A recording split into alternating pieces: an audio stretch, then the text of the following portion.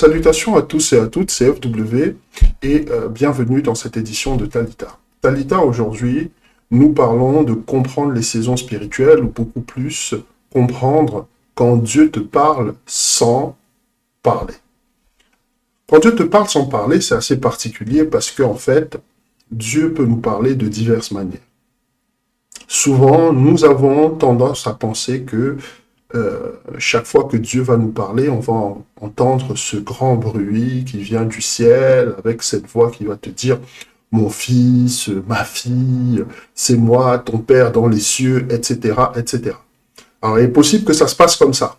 Mais dans 99% des cas, c'est bien pour ça qu'on parle souvent de miracles, c'est bien pour ça qu'on parle souvent d'épiphanie ou de choses comme ça. C'est le cas de Moïse avec le buisson ardent, ou d'Abraham, d'accord, quand il rencontre Dieu sous les chênes de Mamré. C'est des cas exceptionnels. C'est pour ça qu'ils sont relevés dans la Bible. La plupart du temps, quand Dieu nous parle, c'est au travers du temps et des circonstances. Et j'insiste sur cette notion de temps et de circonstances. Pourquoi ? Le temps et les circonstances, la Bible nous dit que Dieu en est le maître. C'est lui qui est le maître du temps et des circonstances. Donc la plupart du temps, quand il va s'adresser à toi, quand il va te parler, quand il va ouvrir le canal de communication entre toi et lui, ça va se faire au travers du temps et des circonstances. Quoi de mieux pour résumer le temps et les circonstances que les saisons? Eh bien, tu vois que la création a ses saisons. Et parmi les saisons, tu vas compter, si tu es dans des régions qui sont tempérées, tu vas compter l'été, l'automne, l'hiver, le printemps, d'accord? Et si tu es dans des régions beaucoup plus tropicales, tu seras dans la saison des pluies et la saison sèche. Ok. Maintenant, lorsque tu as cette notion-là, tu dois aussi comprendre que ce qui existe sur le plan physique, c'est-à-dire les saisons que je viens de t'énumérer, existe aussi sur le plan spirituel. Dans ta vie spirituelle, il y a des saisons. Et c'est au travers de ces saisons-là que Dieu te parle. Maintenant, si tu es beaucoup plus dans l'attente de signes miraculeux, avec, je sais pas moi, beaucoup d'éclairs ou des visions ou des choses comme ça, il se peut que tu sois en train de regarder dans la mauvaise direction. Je ne te dis pas que ça ne peut pas arriver, il y en a à qui ça arrive. Mais la plupart du temps, Dieu te parle au travers des saisons de ta vie.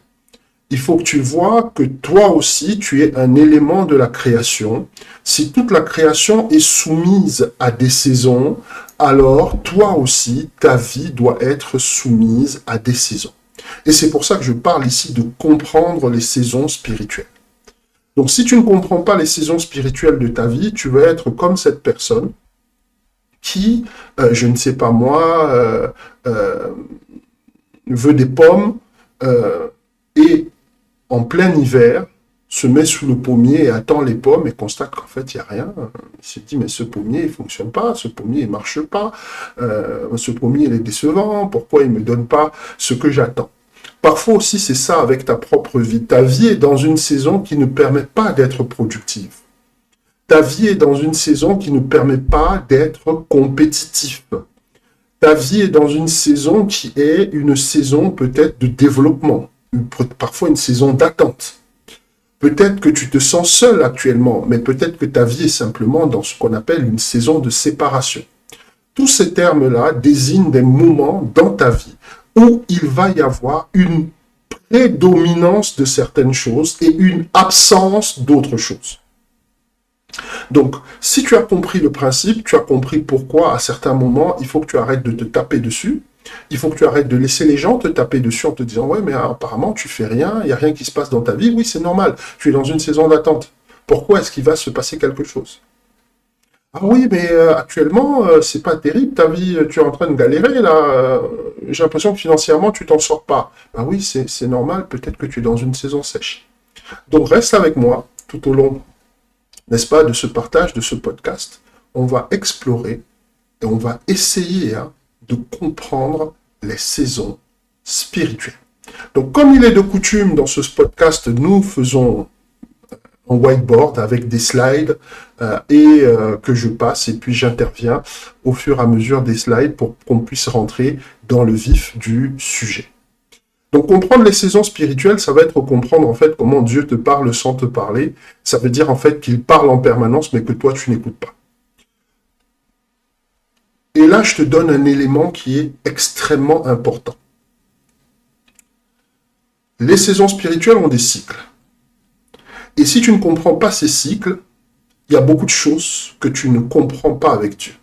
Et là, je te donne Proverbe 25, verset 2. La gloire de Dieu, c'est de cacher les choses. La gloire des rois, c'est de sonder les choses. Quand on parle de rois, on parle de ceux qui ont la couronne sur la tête. D'accord ?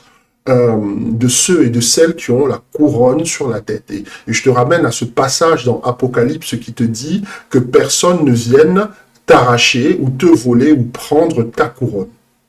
Il ne s'agit pas forcément de...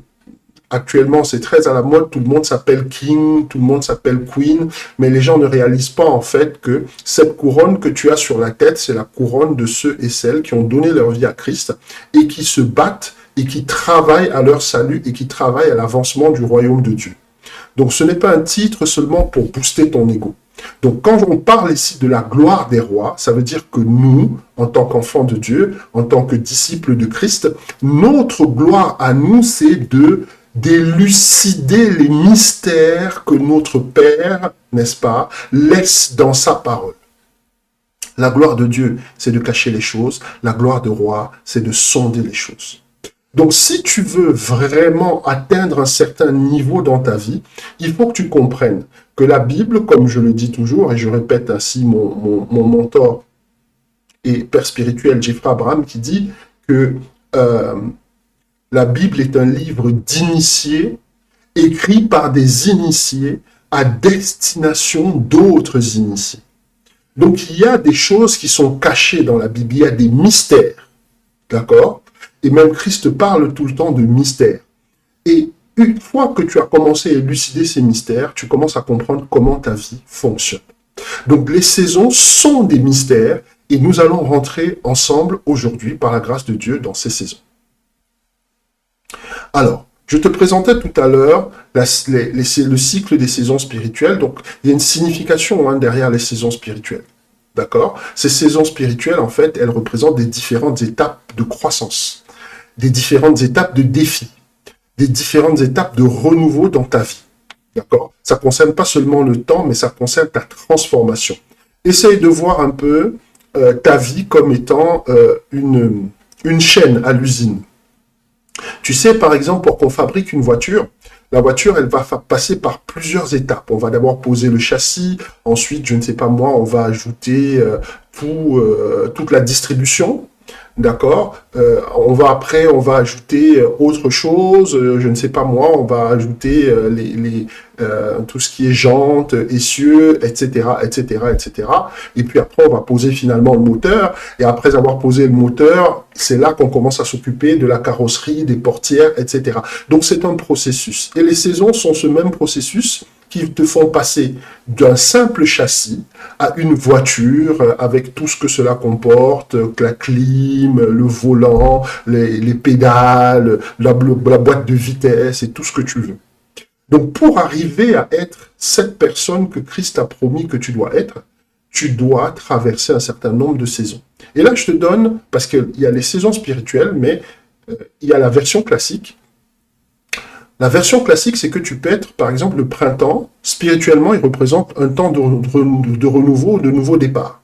Si tu es dans une période où il y a beaucoup de nouveaux départs, de renouveau dans ta vie, de choses où tu te lances dans des domaines peut-être inconnus, tu es peut-être au printemps de ta vie. D'accord ? Et là, je t'invite à lire Isaïe 43, 19. Alors, nous n'allons pas lire aujourd'hui parce que pour des raisons de temps.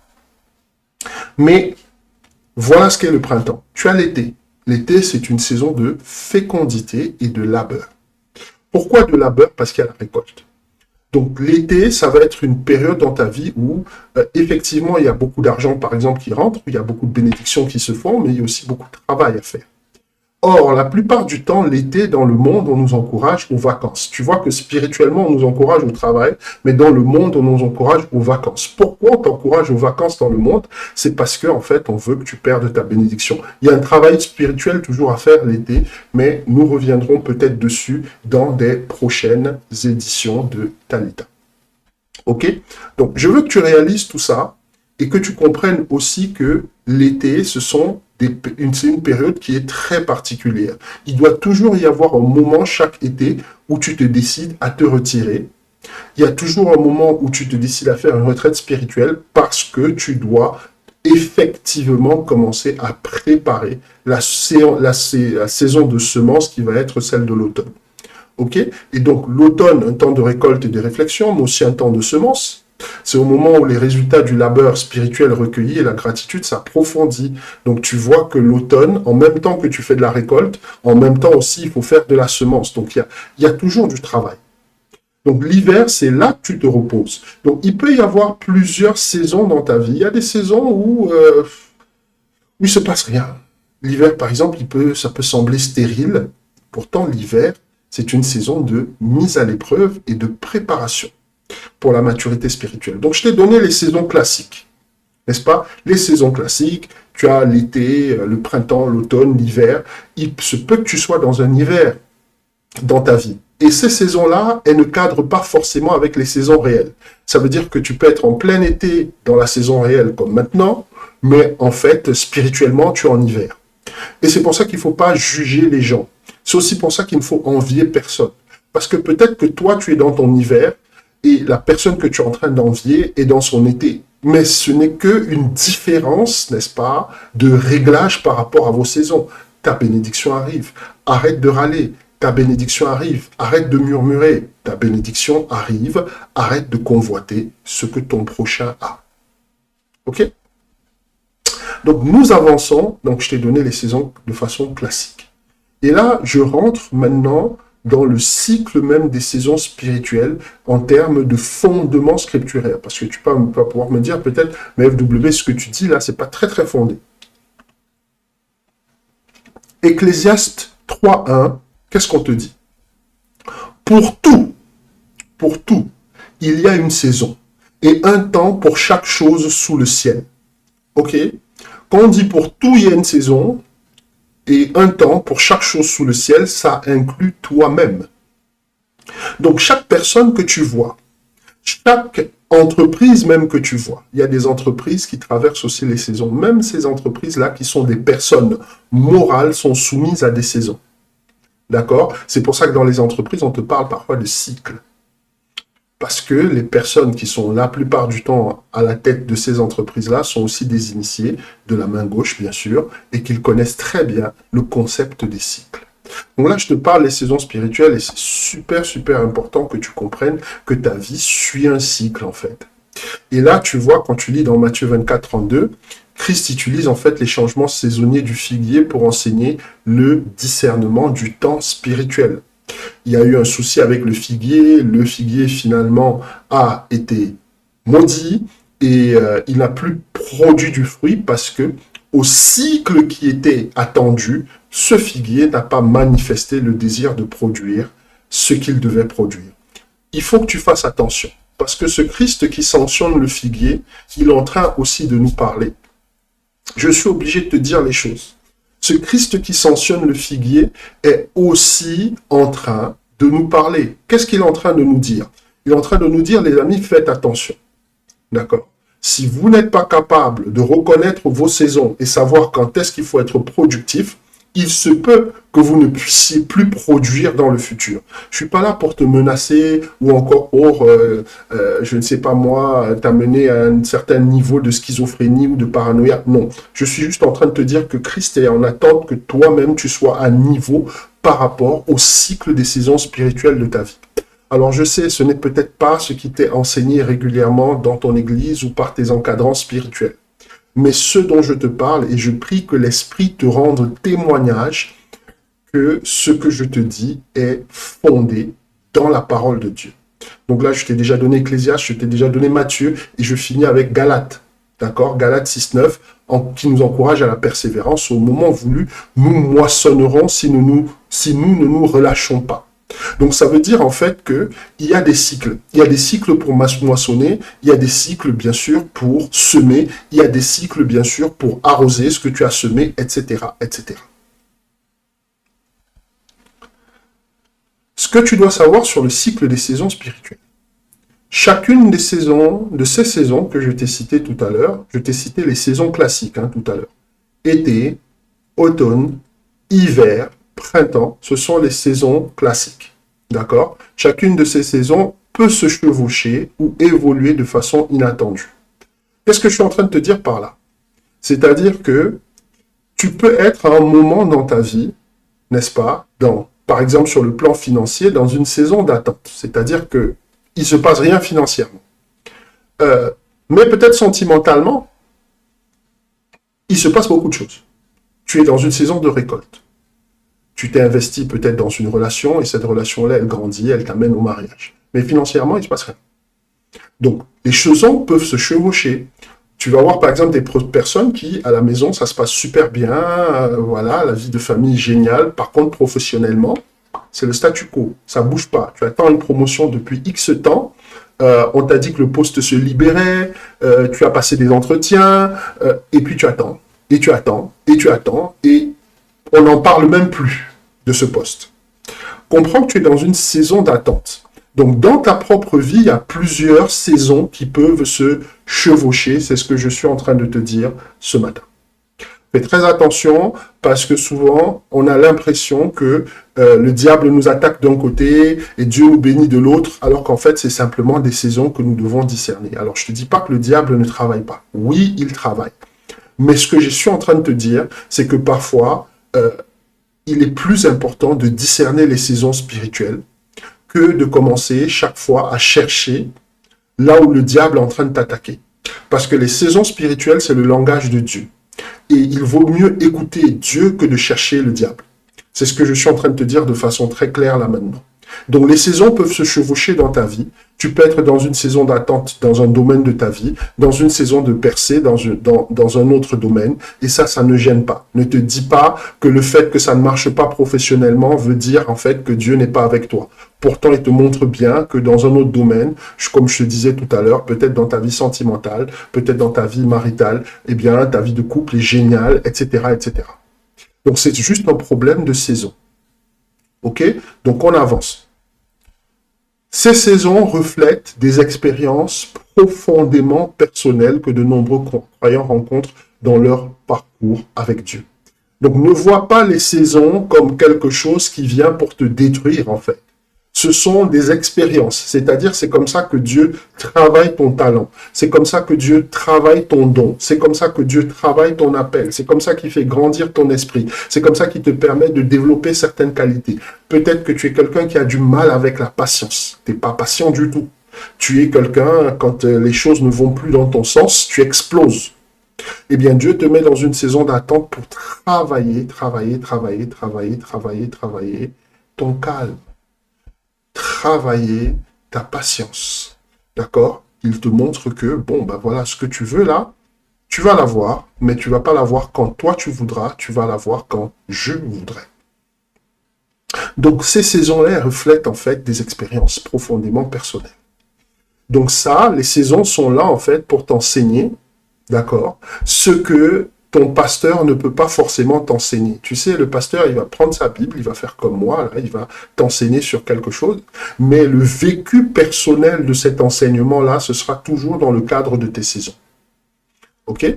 Donc, je te donne un autre élément qui est intéressant, c'est que comprendre le cycle des saisons, c'est avoir certaines explications sur les périodes que nos vies traversent, comme je te disais, pour pouvoir quoi? Pour pouvoir mieux les anticiper et mieux les vivre. Si tu sais que tu es dans une saison sèche, que tu as reconnu les signes d'une saison sèche, est-ce que tu vas encore t'agiter comme d'habitude, à courir dans tous les sens, à appeler les frères à gauche, à demander au pasteur de venir prier, à aller, je ne sais pas moi, à la délivrance ou...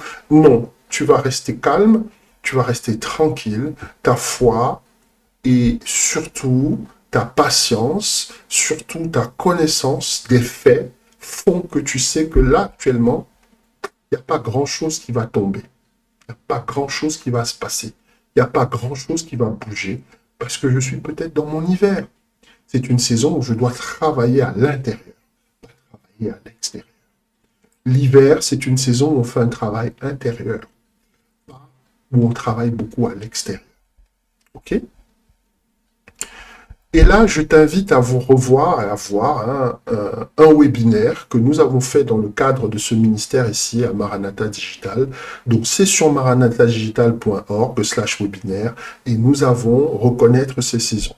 Dans ce webinaire-là, je reviens de façon extensive sur le concept de reconnaître ces saisons. Je reviens de façon vraiment très claire sur comment il y a un processus qui te permet de reconnaître tes saisons et puis surtout, comment naviguer dans ces saisons-là. OK? Et il y a un autre webinaire qui s'appelle Connaître son temps. Donc tu vois qu'ici dans ce ministère, cette notion de saison spirituelle, cette notion de temps, c'est quelque chose, c'est une thématique que nous avons déjà abordée plusieurs fois. OK? Là, tu vois ici, le premier webinaire, il date d'octobre. Et en septembre, n'est-ce pas, nous sommes octobre 2024 et septembre 2023, nous sommes revenus sur la même thématique. Donc, j'insiste dessus parce que ça peut t'aider à mieux comprendre les choses si tu veux aller beaucoup plus loin dans la compréhension de la reconnaissance des saisons. Mais je te donne quand même un certain nombre d'éléments ici. Premier élément, là, nous parlons des saisons spéciales. Tout à l'heure, je t'ai parlé des saisons classiques. Été, hiver, automne, printemps, etc., etc. Là, maintenant, nous rentrons dans ce que j'appelle les saisons spéciales. Les saisons spéciales. OK. La saison sèche. OK. Rien à voir forcément avec le climat tropical, comme je t'ai dit. Quand on te parle de la saison sèche ici, on est en train de te parler d'une période de stérilité spirituelle. D'accord ? Ici, je dis dans le slide, la saison sèche quand Dieu semble distant. Est-ce que tu n'as jamais traversé une période comme ça? Une période où tu as des soucis, tu pries, tu fais ta louange, tu fais ton adoration, tu es vraiment connecté à Dieu, tu es dans la prière, tu es dans la méditation, tu fais tout ce que tu dois faire pour pouvoir progresser spirituellement, et puis, ce que tu attends, tu l'as pas. Ce pourquoi tu pries, tu as l'impression que tu pries dans le vide. Et comme je dis ici, c'est une période de stérilité spirituelle où la prière semble difficile et Dieu paraît silencieux. Je dis bien paraît. Il paraît, mais parce qu'il t'écoute. Surtout, il te regarde. D'accord? Souvent marqué par le découragement, la confusion et la fatigue émotionnelle. Donc, si c'est peut-être toi qui traverses ce moment-ci, tu es dans un moment de ta vie où tu as beaucoup prié, tu as passé beaucoup de temps dans la présence de Dieu pour demander un certain nombre de choses et il n'y a rien qui se passe dans ta vie, il n'y a rien de positif, il n'y a rien d'intéressant qui se passe. Tu es là, tu te dis, mais est-ce que Dieu m'entend? Qu'est-ce que j'ai fait? Est-ce que Dieu est en train de me punir? Est-ce que... Arrête le questionnement. Arrête de psychoter. Arrête la paranoïa. Stop, stop, stop, stop. Tu es simplement dans une saison de raffinement. D'accord? Dieu veut approfondir ta foi. D'accord? Peut-être que tu avais une foi qui était à un niveau très superficiel. Et ton Créateur, ton Elohim, il veut que tu passes à un autre niveau de ta foi. Un autre niveau. Il veut que cette foi-là que tu as, qui est à ce niveau, qu'elle se retrouve là. Donc, il va travailler avec toi dans le cadre d'une saison sèche pour raffiner cette foi. Et là, je veux que tu aies, par exemple, ce cri de David dans Psaume 63, 1 qui dit « Mon âme a soif de toi dans une terre aride et desséchée ». Pourquoi est-ce que son âme a soif de Dieu? Il y a un contraste ici, dans une terre aride et desséchée. Ça veut dire que sa vie ne produisait rien. Et le fait que sa vie ne produise rien l'encourageait à chercher encore plus Dieu pour que le cours, le cycle de sa vie puisse être changé. Donc moi, je te donne un élément. Là, je t'ai donné plusieurs éléments par rapport à la saison sèche. La saison sèche, ça va être un moment où ce que tu as planté ne pousse pas. Ça va être un moment où tu as l'impression que Dieu ne t'entend pas. Ça va être un moment où tu vas avoir l'impression que tu fais, que tu patauges dans le yaourt, tu es en train de faire du surplace dans la maison de Dieu et il n'y a rien de bon qui se passe.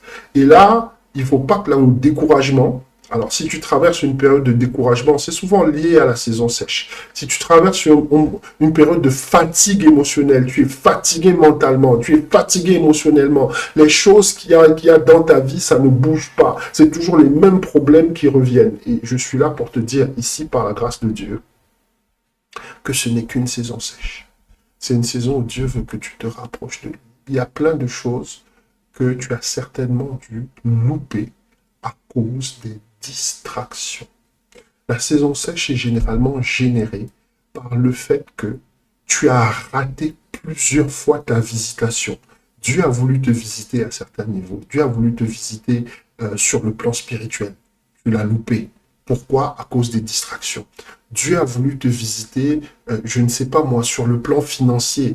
Tu t'es loupé à cause des distractions. Alors il va créer cette saison sèche. Cette saison sèche où il n'y a plus rien qui est produit. Pour que tu te rapproches plus de lui, pour que tu l'entendes mieux, pour que tu le vois mieux, pour que tu le discernes mieux dans ta vie, pour que tu reprennes et que tu te resynchronises avec lui. Parce qu'il est question de synchronisation. Et je ne veux pas rentrer dans l'aspect super spirituel du truc, parce qu'il est même aussi question de vibration. Il doit y avoir une fréquence sur laquelle tu vibres. Quand cette fréquence est alignée à la fréquence de Dieu, tu sors de la saison sèche. Tu es dans la saison sèche parce qu'à un moment, tu as peut-être commencé à écouter les hommes plus que Dieu. Tu es dans la saison sèche parce qu'à un moment, tu t'es décidé comme ça, pour rien, à écouter, n'est-ce pas, ton intelligence plutôt que Dieu. Tu as fait ce choix délibéré. Et à un moment, toi et Dieu, vous n'étiez plus sur la même fréquence, vous n'étiez plus sur la même vibration. Donc, il a créé une saison sèche. Cette saison sèche va faire en sorte que tout ce que tu produis, tout ce que tu essayes de faire, tout ce dans quoi tu investis ne donne aucun fruit et ne donne rien. C'est la saison sèche. Et alors là, petit à petit, tu vas renoncer à ton intelligence, tu vas renoncer à tes plans, tu vas renoncer à tout ce que les gens te disent que tu es pour te resynchroniser avec Dieu, pour que vous soyez sur la même vibration, la même fréquence. Et là, ta vie, elle repart. Donc, si tu es dans cette saison sèche, comprends qu'il faut te rapprocher plus de Dieu. C'est tout ce qu'il y a à comprendre. Et nous avançons.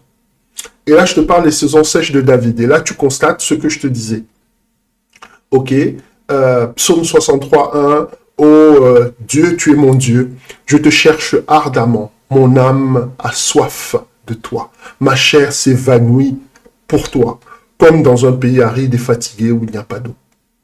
Ok, et là, tu constates que les saisons sèches de David, il y a souvent eu de l'isolement. Alors si toi aussi tu traverses de l'isolement et tu vois que David il a été séparé de sa communauté, du culte du temple, tout ce qui faisait sa base et son cercle. Je ne vais pas revenir sur la notion de base et de cercle ici, puisqu'on en avait parlé dans ce Talita, dans le cadre de la vie de M. Samson, et j'avais défini ce que c'était que la base et le cercle, c'est ce qui fait de toi vraiment un homme et une femme de Dieu. Une fois qu'on casse tout ça, parce que c'est comme ça que l'ennemi attaque toujours, il va attaquer ta base, il va attaquer ton cercle. Et une fois qu'il a cassé tout ça, tu n'es plus rien en fait. Il peut te renverser quand il veut. Période aussi de peur et d'incertitude. Est-ce que actuellement tu traverses une grosse période de peur? Une période où ça se passe vraiment mal. Ça se passe très très mal. Et tu es là, tu te demandes de quoi sera fait demain. Il se peut que tu sois dans une saison sèche. Mon frère, ma soeur, il se peut que tu sois dans une saison sèche. Et là, tu vois David constamment poursuivi par Saül, incertain pour son avenir et parfois risquant même sa vie. Les peurs et les incertitudes, une des caractéristiques aussi de la saison sèche, c'est que tu sors automatiquement de ta zone de confort. C'est-à-dire que même dans ta vie de tous les jours, tu es en permanence hors de ta zone de confort. C'est ainsi que les choses se passent et c'est ainsi que les choses se passeront toujours. Et je veux que tu comprennes. Et je veux que tu saisisses. Ce n'est pas Dieu qui te punit ou quoi que ce soit. C'est juste une saison. Et cette saison-là, elle est censée développer quelque chose en toi. Et je te donne autre chose. Un signe des saisons sèches, par exemple, c'est souvent qu'il y a des échecs moraux. Des échecs moraux. C'est-à-dire que à un moment, la notion de péché pour toi devient vraiment intolérable. Il y a une faute, il y a une erreur, etc. Et tu vois ici, et je te dis plus tard dans sa vie, après son péché avec Bethsabée, David a éprouvé une profonde sécheresse spirituelle et une culpabilité. Peut-être que tu as, je ne sais pas moi, dans ta vie, jonglé avec l'infidélité, tu as mené une double vie, des choses comme ça. À un moment, toutes les choses que tu as faites qui ne sont pas correctes, peut-être que financièrement, tu as toujours été la personne qui empruntait de l'argent aux gens et tu rendais jamais. Mais à un moment, toutes ces choses-là vont te rattraper et te plonger dans une saison sèche. Donc, si tu es en proie actuellement avec un péché que tu as commis, si tu es en proie maintenant avec ta conscience, vous êtes dans une bataille par rapport à un tort que tu as fait, je te demande humblement de sortir de là. Je te demande humblement de sortir de là. Je te demande humblement de partir de là, de sortir de cet échec moral. Ok, de renoncer vraiment et d'aller vers Dieu en lui disant, je veux changer, je veux plus me comporter comme ça, je veux être une autre personne, je veux être une meilleure personne. Répare les torts que tu as commis si tu en as commis. Et là, je te parle de la saison d'attente. Alors, si tu es dans une saison d'attente, tu vois le petit sablier là, comme son nom l'indique, tu vas attendre. Alors, je suis désolé de te dire ça comme ça, tu vas attendre. Peut-être que tu estimais que tu devais déjà être à un certain niveau, que tu devais, je ne sais pas moi, briller de mille feux. Malheureusement, il va falloir attendre. C'est pas pour maintenant. Pourquoi? Parce qu'il manque encore des choses. C'est-à-dire que là où tu dois arriver, là où tu souhaites vraiment arriver, là où tu souhaites vraiment exceller, dans ce niveau-là, dans cette sphère-là, il te manque encore des qualités. Et ce sont ces qualités-là que la saison d'attente va développer au-dedans de toi. Et on rentre tout de suite dans les éléments. La saison d'attente t'amène à faire confiance au timing de Dieu. C'est une période d'anticipation où les réponses et les percées ne sont pas encore arrivées. Qu'est-ce qu'elle t'enseigne? La patience. Qu'est-ce qu'elle t'enseigne? L'abandon. L'abandon à quoi? L'abandon au contrôle. D'où dans nos vies, on aime souvent trop contrôler en fait. On est dans le contrôle de tout. On contrôle, on veut toujours avoir la même mise, comment ça avance, est-ce que ça avance, est-ce que ça n'avance pas, etc. Pour certaines personnes, même ton propre entourage, tu veux contrôler leur vie, etc. Mais en fait, et si tu es parent, alors nous les parents, on a souvent tendance à vouloir trop contrôler les enfants, mais il faut que tu réalises aussi une chose. Ces enfants-là, tu n'en es que le gestionnaire. Ils appartiennent réellement à Dieu. Ce sont des serviteurs, ce sont des servantes de Dieu en fait. Et toi, ton but, c'est simplement de les garder sur le chemin que Dieu a prévu. Pas de choisir une destinée pour eux. Fais très attention à ça. Et là, je te donne un passage, Ésaïe 40, 31, que tu connais bien. Si tu es dans une saison d'attente, tu dois reconnaître ce que je suis en train de te dire. Ceux qui se confient en l'Éternel renouvellent leur force. Quand on te parle de renouveler la force, ne pense pas qu'il s'agit de développer des muscles ou quoi que ce soit. Il ne faut pas aller à la salle de gym, tu prends un abonnement, tu commences à lever de la fonte toute la journée. C'est pas ça du tout. On est en train de parler de la force de caractère. Les gens qui ont des problèmes avec l'attente, ce sont des gens qui ont des problèmes avec leur caractère. Quand je parle de leur caractère, c'est quoi? Le caractère, en fait, c'est ta capacité à respecter certaines valeurs que tu as. Ok. Ne pas confondre, parce que dans le monde, on te dit que quelqu'un a du caractère simplement parce que la personne est toujours en train de brailler plus fort que la moyenne, toujours en train de chercher à se mettre en avant, toujours à chercher à dominer les autres. C'est pas ça, avoir du caractère. Avoir du caractère, c'est avoir des principes, avoir des valeurs. Et dire, ces principes et ces valeurs, je vais me tenir dessus. Et quel que soit le cas, n'est-ce pas, entre guillemets, c'est la montagne sur laquelle je vais mourir. Je ne descendrai pas de cette montagne-là. C'est ça. Et quand on te parle de renouveler ta force, c'est justement renouveler ton attachement à ces principes-là, renouveler ton attachement à ces valeurs-là, n'est-ce pas? Si tu dis que tu as donné ta vie à Christ, pourquoi tu es toujours en train d'essayer de contrôler cette même vie? Si tu dis que tu as donné ta vie à Christ, il faut laisser à Christ le soin de travailler dans cette vie. Mais nous, quand on donne, on veut en même temps toujours avoir le contrôle. Ah oui, mais non, mais oui, je t'ai donné ma vie, mais non, il faut quand même pas que ça aille dans cette direction. Non, c'est pas comme ça que ça marche. Alors Dieu va te mettre dans une saison d'attente. Parce qu'il ne peut pas y avoir deux capitaines sur le même bateau. il n'y en aura jamais deux capitaines sur le même bateau. Ok? Il n'y a qu'un seul capitaine et l'autre, eh ben, il est un simple passager. D'accord? C'est comme la voiture, il ne va pas y avoir deux chauffeurs en même temps dans le même véhicule. On sait tout de suite que ce sera une catastrophe à un moment donné. On va rentrer dans le décor parce que deux conducteurs, deux pilotes ou ce que tu veux, deux chauffeurs en même temps, ils ne vont pas voir la conduite de la même façon. Donc j'essaie de te donner ces éléments. Peut-être que tu es dans une saison d'attente actuellement où ça se passe mal pour toi, c'est super dur. Et là, je veux que tu regardes la saison d'attente de Joseph.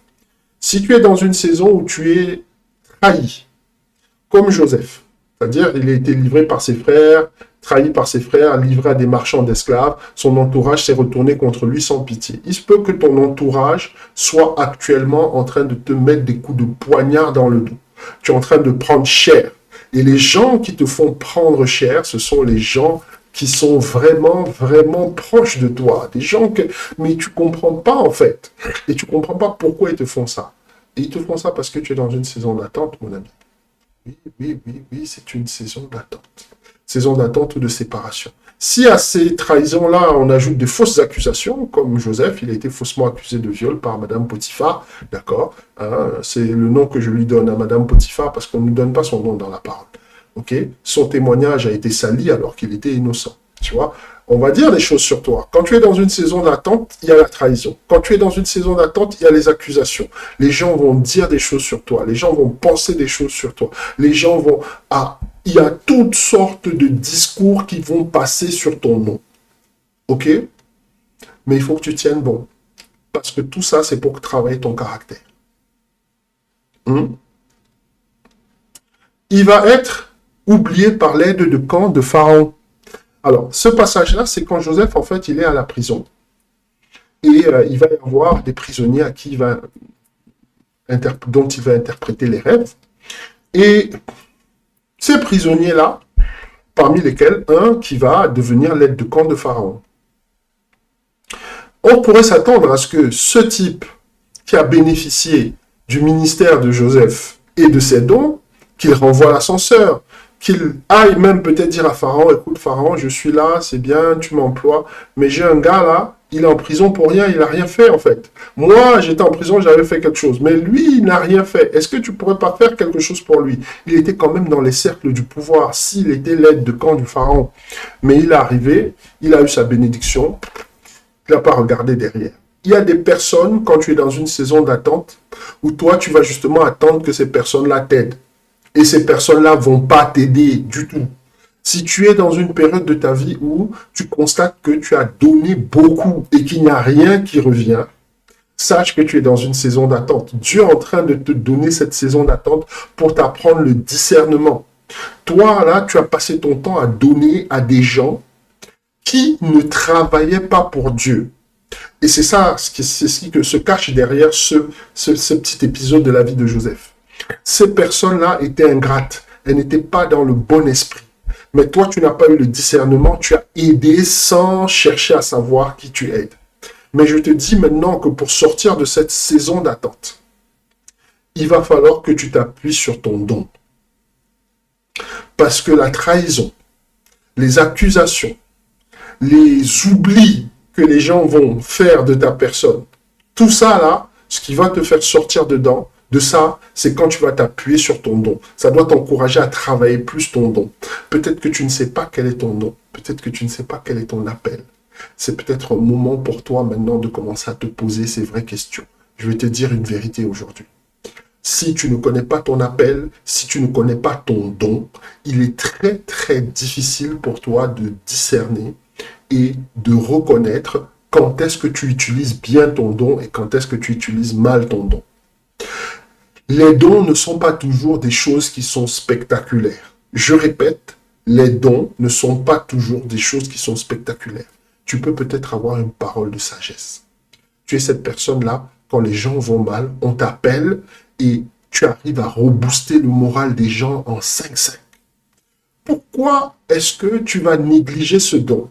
Il faut que tu travailles ce don. Comment tu vas travailler ce don? Tu vas aller commencer à t'intéresser à l'art oratoire, apprendre à parler. Tu vas découvrir dans l'art oratoire qu'il y a des niveaux, que dans la diplomatie aussi, il y a des niveaux, que dans l'art de la communication verbale comme non verbale aussi, il y a des niveaux. Toutes ces choses-là, tu vas les travailler à la perfection, à tel point que chaque fois qu'il y aura un message à passer quelque part, eh bien, ce sera toi qu'on viendra chercher parce qu'on sait tout de suite que tu es un grand communicant, que tu es une grande communicante. OK? Donc, le secret pour sortir de la saison d'attente, c'est de t'appuyer sur ton don et de le développer. Tant que tu ne fais pas ça, tu vas toujours avoir les mêmes problèmes. OK? Tu vois, par exemple, au niveau de Joseph, ce qui cause, on va dire, la trahison de ses frères, c'est le fait que Joseph commence à raconter ses rêves à ses propres frères. Et quand tu lis ce passage, tu comprends que ses frères aussi, comme Joseph, ont le don d'interpréter les rêves. Il a suffi que Joseph raconte le rêve pour que ses frères disent « Ah, tu veux dire que notre père, notre mère et nous allons nous prosterner vers toi ?» Ça te montre qu'ils avaient les mêmes dons que Joseph. Mais le don de Joseph était très particulier, parce qu'il y a des niveaux dans le don. J'essaie simplement de te dire quelque chose. Ces trahisons que tu vis dans ta saison d'attente, c'est peut-être parce que tu parles trop. Ces trahisons que tu vis dans ta saison d'attente, là, c'est peut-être parce que, n'est-ce pas, tu parles trop. Les accusations dont tu es victime, c'est parce que parfois tu es trop confiant. Joseph est allé s'introduire dans la chambre de Madame Potiphar, nuitamment, etc. Et puis, il est parti tout seul. Et ce sont des erreurs. Parfois, on est trop confiant. On est trop sûr dans sa vie que, oh non, on contrôle, comme disent les jeunes. Non, non, je gère. Mais jusqu'à quel point tu gères?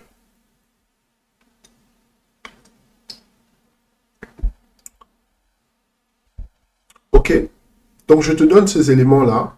Tu vois la saison d'attente, très importante. Et c'est comme ça que tu t'en sors dans ta saison d'attente. Travailler ton don spirituel, c'est pour ça qu'elle est là. Il y a plein de choses que tu as faites qui n'étaient pas forcément approuvées par Dieu. Et donc, il t'a mis dans une saison d'attente pour que tu retravailles encore. Tu dois encore évoluer dans la manifestation et dans l'utilisation de ton don. Et là, maintenant, je te parle de la saison de guerre. Alors, la saison de guerre, c'est une saison incroyable que nous tous, nous devons comprendre. Et je te donne un certain nombre d'éléments. Donc, c'est une période d'opposition spirituelle intense, de tentation ou de conflit. Opposition spirituelle intense. Tu ne dors pas la nuit, il se passe des choses dans ta nuit, les gens viennent t'agresser, etc., etc., dans tes rêves. Tu as des visions bizarres. Parfois, tu es chez toi et puis tu as l'impression qu'il y a quelqu'un qui t'observe. Parfois, tu vas te coucher et puis tu sens peut-être des choses comme des odeurs de cigarettes alors que tu ne fumes pas. Il se passe des choses. Il se passe des choses. Opposition spirituelle intense. Ou encore de la tentation. Tentation, elle peut être à tous les niveaux. Parce qu'on parle de tentation, c'est parfois, les gens pensent uniquement au sexe. Non, la tentation, elle peut être à tous les niveaux. Il peut y avoir des tentations financières. Peut-être on t'a confié une somme. Tu gères une association, tu es trésorier, on t'a confié une somme, on te dit garde cet argent. Et puis tout à coup, là, tu commences à avoir toutes sortes d'envies de shopping inimaginables. Fais très attention. Tu es dans une saison de guerre. Où il y a encore des conflits. Des gens commencent à t'agresser, à te chercher la bagarre pour tout et pour rien. Comprends que tu es dans une saison de guerre. Hein? Ces agressions-là, ces conflits-là, ça vient de quelque part. Ça vient de l'ennemi. Au boulot, les gens te cherchent des noises, tu ne comprends pas. Pourtant, toi, tu veux juste venir bosser tranquillement, mais les gens te cherchent. Les gens te cherchent parce qu'il y a un esprit qui pousse ces gens à te chercher. Les gens te cherchent parce qu'il y a une énergie qui pousse ces gens à te chercher. Ces gens ont vu ta trajectoire. Ta trajectoire, elle est ascendante. Tu es en train de monter. Et ils commencent à avoir de la rage dans le cœur. Donc, ils vont venir s'opposer à toi. Parfois même, ce sera physiquement. Et il faut que toi aussi, tu t'opposes spirituellement. Parce que nous n'avons pas à combattre contre la chair et le sang. Il est temps pour toi de commencer à combattre aussi ces personnes. C'est plus le moment de rentrer chez toi et de commencer à pleurer et de te dire, oui, mais je comprends pas, moi je veux juste... Non, on n'a plus le temps pour ça. On n'a plus le temps pour ça. C'est la saison de guerre. Donc là, tu rentres à la maison, tu mets tes gants de boxe spirituelle et tu commences aussi à donner des coups. Ok? Donc la saison de guerre, elle nécessite le discernement, la prière, revêtir l'armure de Dieu. Donc Éphésiens 6:11. Peut-être par la grâce de Dieu, on va revenir sur cette armure de Dieu de Éphésiens 6:11 parce que c'est très important. Dans le cadre de Talita ici, je souhaiterais qu'on revienne dessus. Si l'Esprit le permet, on pourra avoir cette discussion, ce partage dans le cadre de ce podcast. Et là, je te donne des références bibliques par rapport à la saison de guerre. Tu as le Christ dans le désert, hein, Matthieu 4, et tu as David qui est face à Goliath dans 1 Samuel 17. D'accord? Et un encouragement pour toi. Tu n'es pas seul. Dieu combat pour toi aussi. Donc, Exode 14:14. Et là, il y a une saison qui est super intéressante, c'est la saison de percée. Saison de percée. Ah, ça, c'est ce que tout le monde aime. Quand les choses commencent à se décanter, voilà, quand la bénédiction, elle se manifeste, quand tu commences à voir ta destinée prophétique s'inscrire comme ça en lettres d'or dans ta vie, tu dis, ah, je suis enfin là où Dieu voulait que je sois. Je bénéficie enfin de ce dont Dieu m'a toujours dit que j'allais bénéficier. Eh bien, tu es dans la saison de percée. Les portes commencent à s'ouvrir. Je te parlais de promotion au boulot, c'est pas toi qui suis les promotions, ce sont les promotions qui te suivent. Tu reçois un mail de la direction, oui, il y a un poste qui se libère, on a pensé à vous, est-ce que vous voulez bien postuler? Tu dis, ah, maintenant ce n'est plus moi qui postule, ce sont les gens qui me demandent de postuler. Tu vois ce que je veux dire? C'est une vraie saison de percée. Tu as envoyé des CV, je ne sais pas depuis combien de temps, on commence à t'appeler, les gens commencent à t'appeler pour te dire, oui, on a votre CV depuis 4 ou 5 mois, on est tombé dessus, votre candidature a retenu notre attention, blablabla. Bla, bla, bla, bla. Tu es dans une saison de percée. Peut-être que c'est le mariage. Tu cherchais à trouver la personne avec qui tu allais t'investir dans le long terme, avec qui tu allais construire ta vie, vieillir et avoir des enfants, peut-être même voir tes petits-enfants grandir. Cette personne-là, boum, tout à coup, quelqu'un apparaît dans ta vie et cette personne-là commence à remplir certaines caractéristiques. Et je vais te dire quelque chose. Quand tu es dans une saison de percée, il faut que tu fasses très attention aussi. Ne laisse pas la joie, voilà, prendre trop le dessus. Dans la saison de percée, tu vois, je manifeste avec le petit arc-en-ciel là qui représente effectivement l'alliance de Dieu. C'est la saison où tous les autels que tu as posés ils fonctionnent à plein régime et ces autels-là commencent à libérer leur onction dans ta vie. Et alors là, tu es dans un pays où coule le lait et le miel. C'est magnifique. C'est une saison de prière exaucée, de portes ouvertes et d'élan spirituel. Tu sens que tu es au sommet de ton game spirituel. Tu es vraiment dans une forme éblouissante.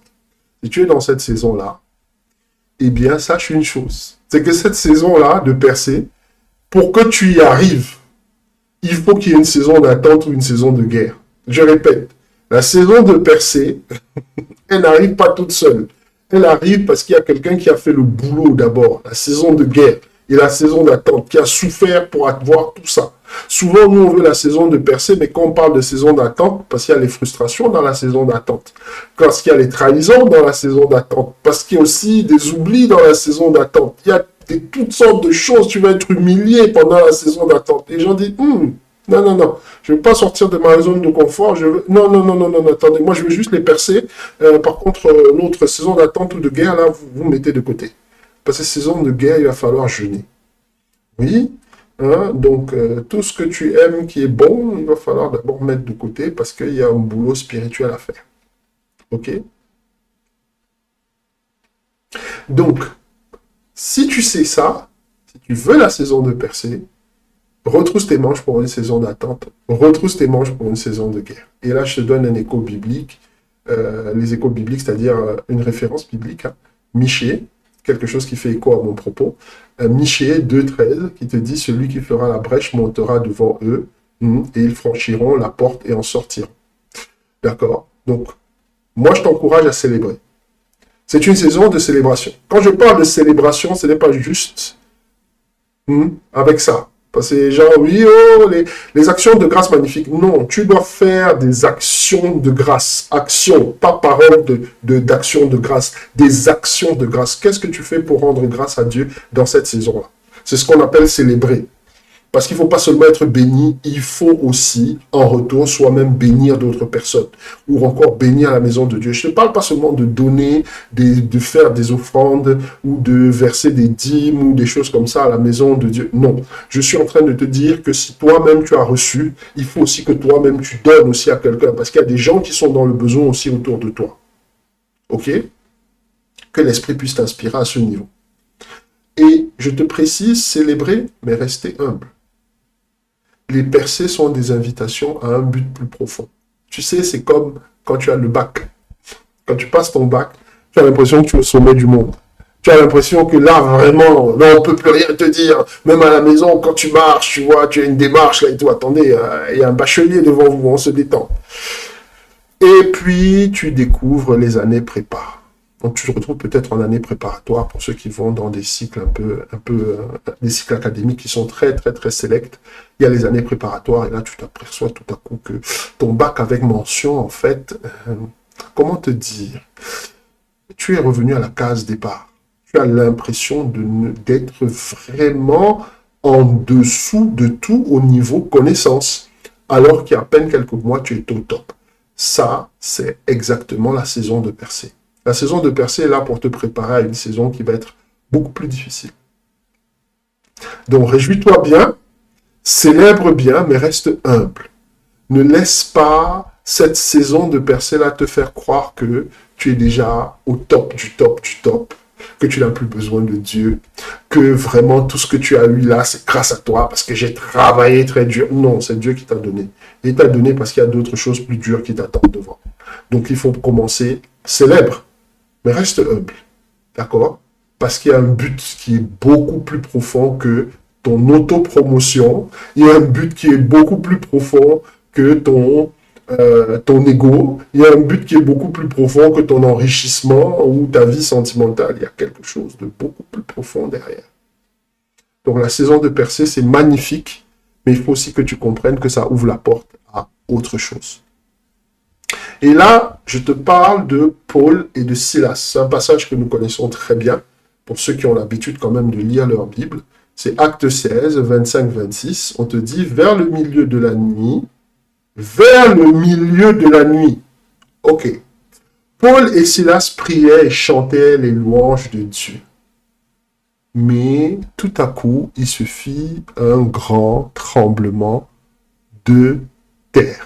Ok, on va aller sur le Bible Board parce que ici je me sens pas très à l'aise. Je pense que ça mérite quand même, puisque c'est le dernier slide en fait que nous allons partager. Donc on va faire un coup de Bible Board, Acte 16, juste le temps de retrouver pour moi la référence et de charger la page. 16, 25. Hein. Donc prends ta Bible s'il te plaît, même si c'est rédigé déjà.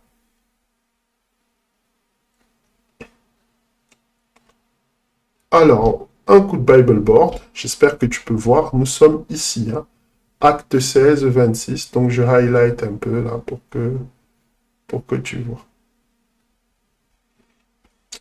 Or, sur le minuit, donc sur le coup de minuit, Paul et Silas, en priant, chantaient les louanges de Dieu et les prisonniers les écoutaient. Donc déjà là, il y a quelque chose de très intéressant. Pourquoi les percées arrivent dans la vie de Paul et de Silas? Parce que ils sont en prison, mais eux, ils passent leur temps à prier et à chanter les louanges de Dieu. Ils ne sont pas en train de pleurer. Nous, quand il se passe quelque chose dans notre vie, la première réaction, c'est d'abord les larmes.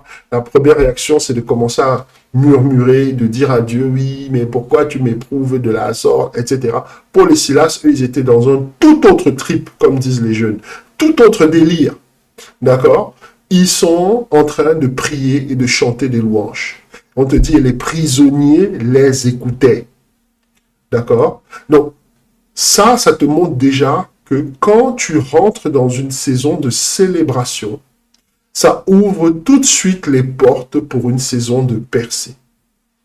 Célébrer dans ta saison d'attente, là, soit dans la célébration, soit dans la louange, soit dans l'adoration, ne laisse pas la situation dans laquelle tu es dicter ton comportement. Et on te dit, et tout d'un coup, il se fit un grand tremblement de terre, de sorte que les fondements de la prison furent ébranlés, et incontinent toutes les portes s'ouvrirent.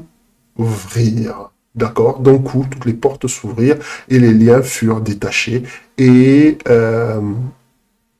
le geôlier, s'étant éveillé, voyant les portes de la prison ouvertes, tira son épée et allait se tuer, croyant que les prisonniers s'étaient enfuis. Paul cria d'une voix, « Ne te fais point de mal, car nous sommes tous ici. » Ok, tu vois de quoi il est question ici?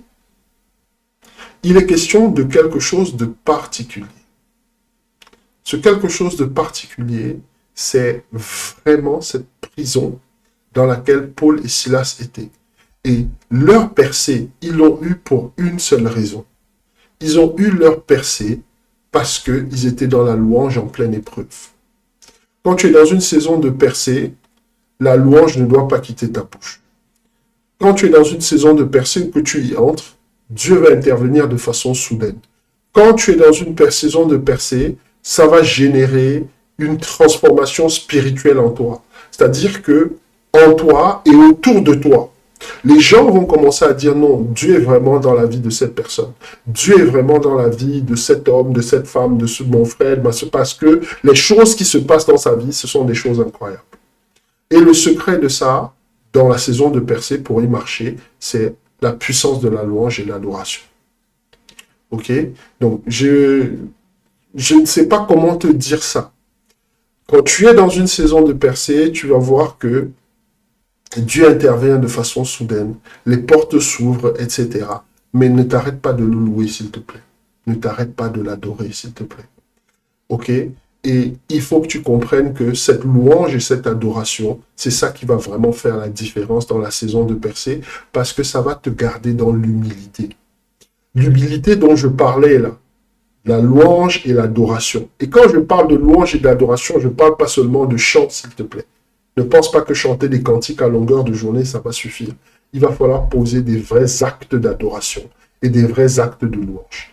Mais pour des raisons de temps, je ne veux pas revenir ici et te donner trop d'explications.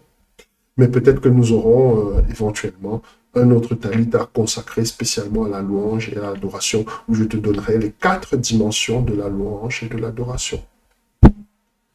Et qu'est-ce que je pourrais te dire en conclusion? Conclusion de ce talit. Eh bien, ta vie, elle est vraiment entre les mains du potier. Et le potier, n'est-ce pas, c'est ton Elohim, c'est ton créateur. Et pour pouvoir, n'est-ce pas, te modeler, pour pouvoir, n'est-ce pas, t'arranger, n'est-ce pas, de la façon dont il souhaite, il te fait passer par des saisons. Tu vas avoir des saisons où tu vas être frappé. Tu sais, pour ceux qui font un peu de poterie, il y a toute une partie où l'argile est posée sur l'espèce de disque qui tourne. Là, j'ai pas le nom. J'ai pas le nom tout de suite, comme ça. Et en fait, on frappe l'argile. Il y a une période dans ta vie où tu vas être frappé. Oui, ça va peut-être être ta saison, d'accord, de tribulation, ou etc., etc. Le potier est en train de te frapper. Mais on frappe l'argile pour pouvoir l'amollir. On frappe l'argile pour pouvoir lui faire prendre une certaine texture. Et après, maintenant, on commence à tourner.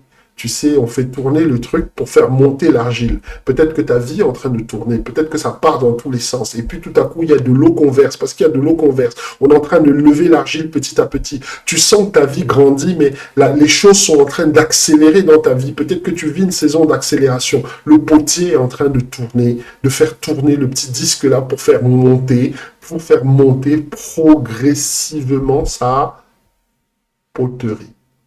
Et au fur et à mesure qu'il est en train de travailler, Après ça, une fois qu'il a fini de travailler, il met le tout dans un four. Et tu vas rentrer dans une période où ce sera la fournaise, ce sera terrible, etc. Je te donne tous ces éléments pour te dire en conclusion une seule chose. Tout ça, ce sont des étapes qui vont amener le pot à être un joli pot. Ça va partir de l'argile, n'est-ce pas, qui n'est pas très très belle à voir. Et puis, qui qui n'est pas très très beau à voir. Et puis cette argile-là, eh bien, on va en faire un pot. Après, une fois que le pot est sorti du four, on le laisse refroidir, on l'abandonne quelque part, on le laisse refroidir. Une fois qu'il est refroidi, là, on commence à le décorer, on met une belle peinture, etc. Pour que tu aies une belle poterie, pour que tu aies un beau vase, etc. Mais le processus qui amène à la création de ce beau vase est un processus difficile. En d'autres termes, ce que je suis en train de te dire, c'est d'une façon simple, n'est-ce pas? Laisse Dieu te modeler. Parce qu'il ne va le faire qu'au travers des saisons de ta vie. Laisse Dieu te modeler. Alors, tout de suite, nous allons faire notre prière habituelle. Je veux simplement que tu puisses répéter après moi. Seigneur, j'ai entendu la voix de ton serviteur et je veux changer ma vie. Je veux comprendre les saisons spirituelles de ma vie et je veux avancer dans la connaissance de ton nom. Je veux comprendre les saisons spirituelles de ta vie et je veux avancer dans le discernement des différentes saisons. Je ne veux pas être cette personne-là qui marche à contre-temps de ton plan, mais je veux être synchronisé à ton temps, synchronisé à ta volonté, synchronisé à ta pensée. Donne-moi aujourd'hui, par ton Saint-Esprit, qu'il m'enseigne totalement sur les saisons spirituelles de ma vie, et que je puisse comprendre et que je puisse grandir. Donne-moi d'être cette personne, pas comme Jérusalem qui n'a pas connu le temps de sa visitation et sur laquelle tu as pleuré, mais cette personne qui est pour toi un sujet de réjouissance, parce que justement, chaque fois que le temps de sa visitation est arrivé, elle a su le reconnaître. Je vais être de ces personnes qui saisissent leur kéros. Je vais être de ces personnes qui saisissent leur égnotos. Je vais être de ces personnes qui saisissent leur aïon. Je vais être ces personnes-là qui marchent dans leur saison spirituelle avec sérénité, avec foi et avec reconnaissance et gratitude. Au nom de Yeshua, j'ai prié. Amen. Voilà les amis, c'était tout pour cette édition de Talita. Avant de partir, je fais quand même ma petite annonce. Donc là, nous avons le webinaire, c'est le webinaire du mois précédent, donc tu vois ici, là. Et ce webinaire est encore disponible en replay. Donc, il y a sur la petite bande annonce qui passe en dessous, là, tu as le moyen de récupérer ce webinaire. Le webinaire s'appelle « Ouvrir les 5 portails de la destinée ». Donc, très très bientôt, donc la semaine prochaine, nous aurons l'autre webinaire qui sera publié. Par la grâce de Dieu, je pense que j'essaierai de faire un trailer que je laisserai à disposition sur, au niveau des vidéos et au niveau des stories et au niveau des reels pour un peu faire de la promo. Donc, si tu vois le trailer, n'hésite pas à te connecter sur le site pour récupérer ton inscription parce que c'est sur inscription tous ces webinaires-là. Pour notre prochain webinaire. Néanmoins, celui-ci, là, ouvrir les 5 portails de la destinée, c'était vraiment un très très bon moment que nous avons passé dans la présence de Dieu. Et je souhaite que par l'avenir, que nous soyons beaucoup plus nombreux parce que il y a tellement de choses à dire et que nous ne pouvons pas forcément faire ici dans un cadre qui est ouvert pour des raisons de temps. Voilà les amis, c'est tout pour cette édition de Talita.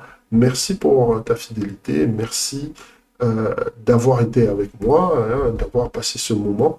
On se retrouve la semaine prochaine sur cette même chaîne pour une autre édition de Talita.